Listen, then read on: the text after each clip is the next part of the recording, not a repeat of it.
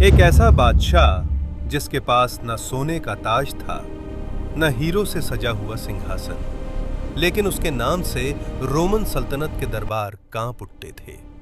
एक ऐसा इंसान जो रातों को फटे हुए कपड़ों में गलियों में घूमकर अपनी उम्मत का हाल पूछता था और दिन में दुनिया की सबसे बड़ी ताकतों को घुटनों पर ले आता था। ये कहानी है अमीरुल मोमिनीन हजरत उमर इब्नुल खत्ताब रजी अल्लाहु अन्हु की, और उस दिन की जब यरूशलेम के दरवाजे इस्लाम के लिए खुल गए।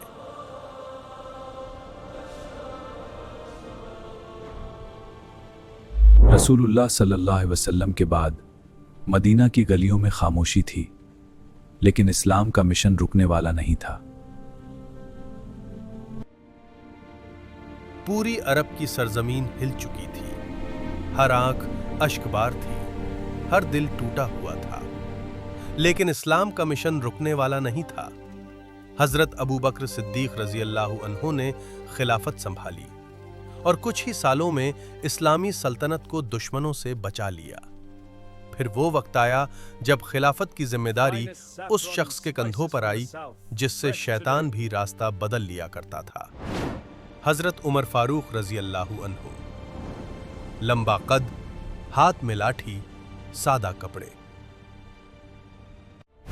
अब सबकी नजरें यरूशलेम पर थीं।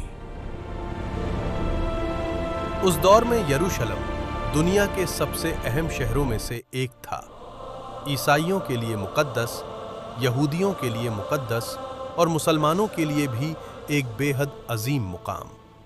यही वो धरती थी जहां से रसूलुल्लाह सल्लल्लाहु अलैहि वसल्लम मेराज पर गए थे।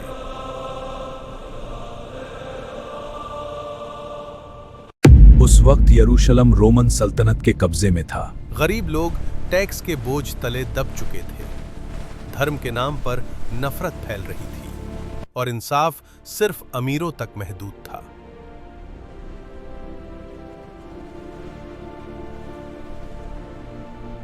फिर इस्लामी फौजें शाम की तरफ बढ़ीं। उन फौजों की कमान ऐसे बहादुरों के हाथ में थी जिनके नाम सुनकर दुश्मनों के दिल कांप जाते थे। हजरत खालिद बिन वलीद रजी अल्लाहु अन्हु, सैफुल्लाह यानी अल्लाह की तलवार, अबू उबैदा इब्न अल जर्रा, यजीद बिन अबी सुफियान और कई अजीम सहाबा। इन लोगों ने एक के बाद एक रोमन किलों को फतह करना शुरू कर दिया।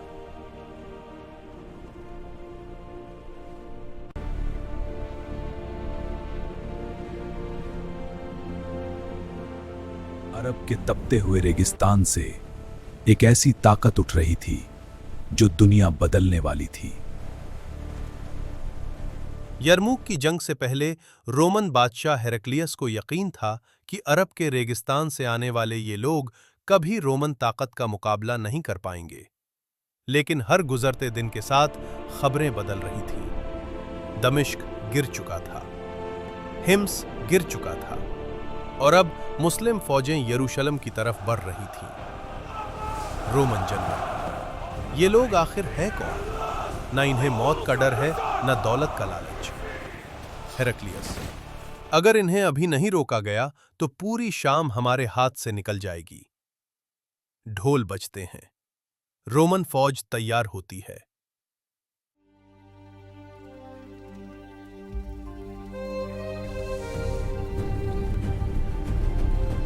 दूसरी तरफ मुस्लिम फौज का मंजर बिल्कुल अलग था। न शाही टेंट, न सोने के बर्तन, न दुनिया की चमक, बस सजदे, दुआएं और अल्लाह पर यकीन। हजरत खालिद बिन वलीद सैनिकों के बीच चलते हैं। खालिद बिन वलीद, आज की रात अपने गुनाहों की तौबा कर लो, क्योंकि हो सकता है कल जन्नत के दरवाजे खुल जाएं। और फिर घोड़े बिजली की तरह दौड़े। फिर वो सुबह आई जिसने इतिहास बदल दिया। जैसे बिजली की तरह टूट पड़े मुस्लिम घुड़सवार, और वो सुबह इतिहास की किताबों में हमेशा के लिए दर्ज हो गई है। रोमन फौजें दुनिया की सबसे ताकतवर सेनाओं में गिनी जाती थीं। उनके पास भारी हथियार थे। लेकिन मुस्लिम फौज की ताकत उनके हथियार नहीं, उनका ईमान था। कुछ घायल सैनिक पीछे हटते हैं। जब कुछ सैनिक क्या तुम पीछे जन्नत हटने से लगे भाग रहे हो? तो मुस्लिम औरतें आगे क्या आ तुम गईं। अल्लाह के सामने जवाब दे पाओगे? एक मुस्लिम औरत, अगर तुम पीछे हट गए तो दुश्मन हमारे घर पहुंच जाएगा। अल्लाह की राह में डटे रहो, अल्लाह तुम्हारा इंतजार कर रहे हैं। उन अल्फाज ने थके हुए दिलों में फिर आग भर दी।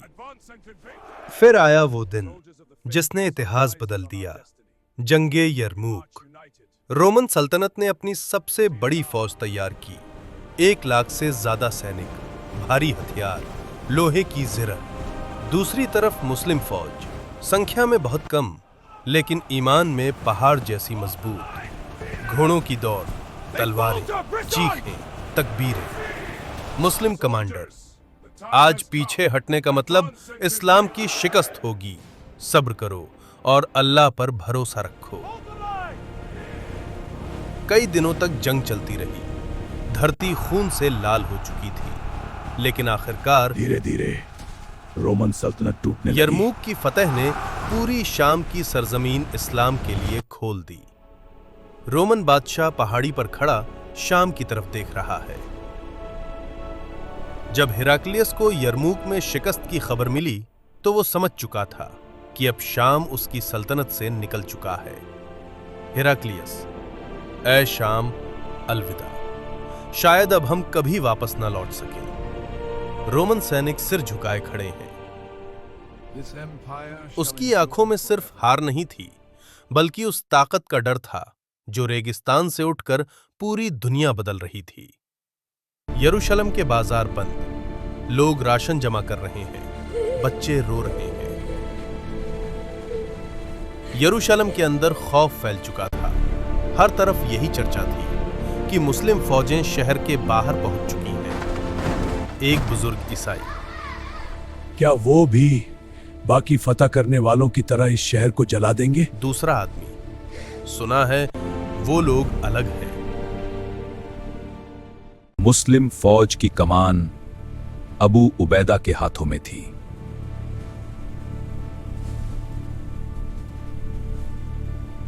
वो वही सहाबी थे जिन्हें रसूलुल्लाह सल्लल्लाहु अलैहि वसल्लम ने उम्मत का अमीन कहा था। अबू उबैदा।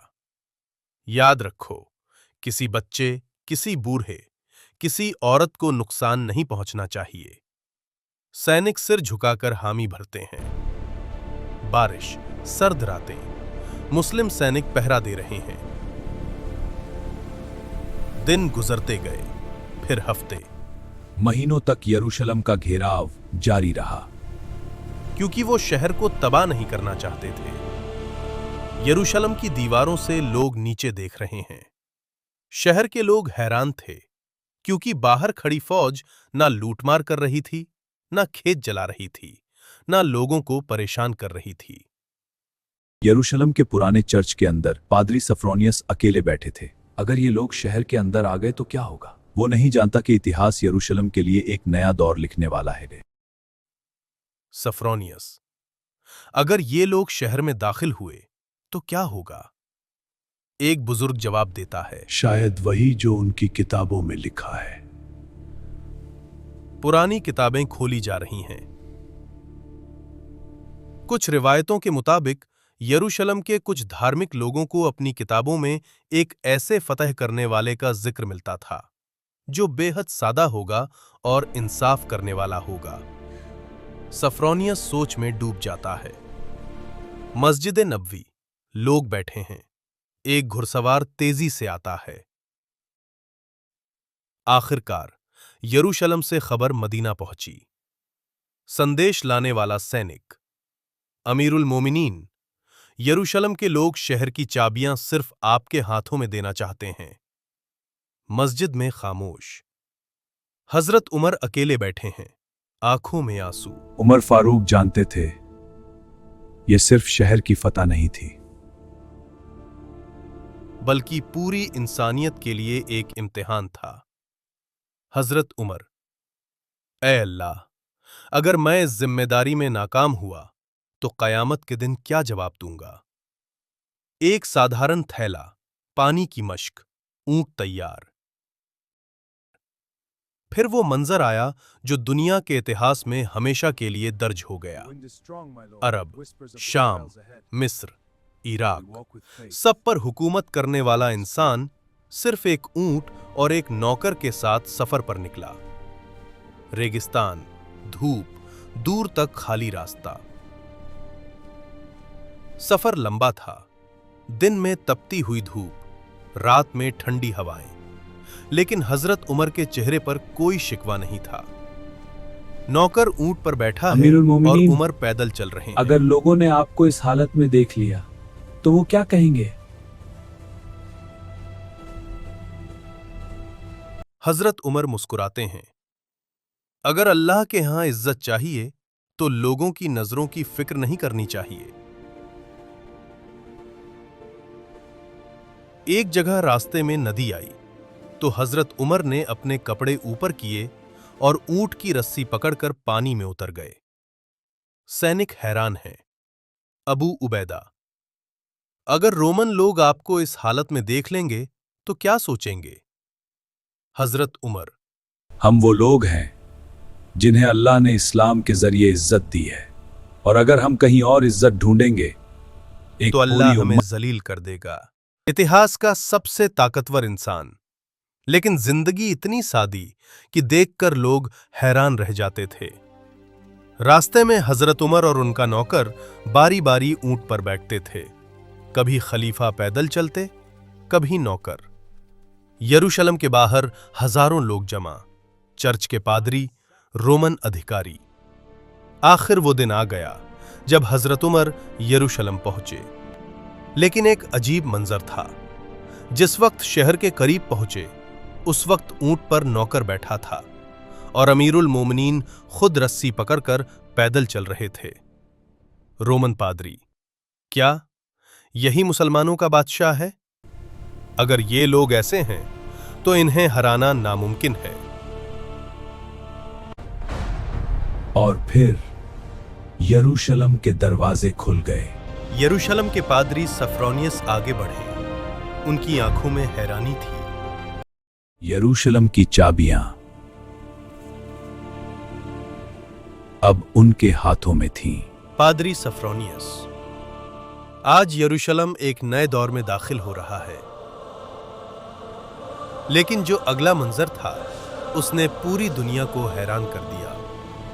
पादरी ने हजरत उमर को चर्च के अंदर नमाज पढ़ने की दावत दी, लेकिन हजरत उमर ने इनकार कर दिया। हजरत उमर, अगर मैंने यहां नमाज पढ़ ली तो मेरे बाद मुसलमान इस चर्च को मस्जिद बना देंगे, और मैं नहीं चाहता कि किसी ईसाई से उसका इबादत खाना छीना जाए। फिर हजरत उमर चर्च से बाहर आए और बाहर जमीन पर नमाज अदा की। यही वो जगह थी जहां बाद में मस्जिद उमर बनाई गई।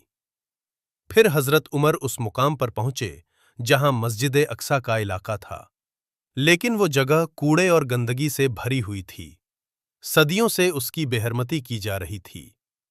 और फिर दुनिया ने वो मंजर देखा जो शायद किसी बादशाह ने कभी नहीं किया था।